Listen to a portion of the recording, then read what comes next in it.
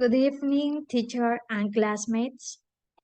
My name is Vicky Silvestre, and I am going to talk about mixed method research design. I am going to start with the first one, mixed method explanatory sequential design versus mixed method exploratory sequential design. Yes? Okay. In the first one, the explanatory design, the researcher starts by collecting data and analyzing that in order to follow with up the qualitative data. Okay, first in this part, the first phase is to have the quantitative data, and after that, the qualitative data. Why? Because it is important to analyze the participants for the study. Yes, the use of quantitative results is to obtain the best participants for qualitative study.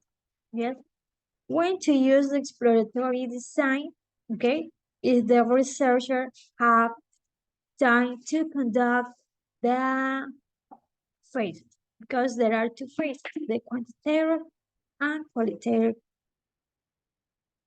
data. Yes, okay. The selection of the participant first is to have interviews in order to have the qualitative data. Yes, first the quantitative and after that is the qualitative. Yes, so here in this part, the quantitative and qualitative databases are analyzed separately, and the quantitative results are then used to plan to the qualitative follow-up. Okay, as you know, the first phase, quantitative results, and the second phase is the qualitative result. Yes, and in the third form, we have the interpretation. Okay, here the researcher explains the findings and the use of the quantitative results. Yes, and the exploratory sequential design, the researcher used qualitative research figures in order to develop a new instrument for that. Yes, so in exploratory, the researcher analyzes quantitative and qualitative databases separately again, yes, and uses the finding from the initial exploratory databases to build into quantitative measures. Yes, here the first part is the qualitative finding and results, and then the quantitative results of the final phase of the study. Yes, in the second part, we have a case of study with the explanatory design. Yes, the sequential explanatory design. This was applied in 2006. Yes, here there were 207 participants that were divided into 4 groups. Yes, the first groups was for beginning, okay? It was for students who just complete 30 or fewer credits of the course. Yes, in the second group, there were students that matriculate in the course and complete 30 or more than 30 hours of the course. Yes. After that, it is the group 3 that were students who graduated, yes, and had or obtained the doctoral degree, yes. And in the other group, there were students that were studying, but it was a period of time that left the study. Yes, okay. This is a case of study of sequential explanatory design. Yes, the participants were doctoral students in educational leadership at a university. Yes, so I am going to continue with mixed method participatory social justice. Okay, if this participatory social justice was applied the explanatory design. Yes, in which the researcher needs to have the quantitative data and collection of the analysis in order to obtain results. And after that,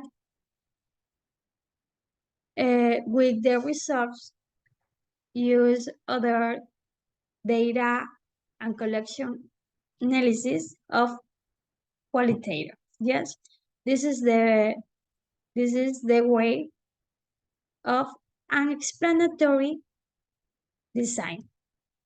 Yes, okay, and after that is the interpretation.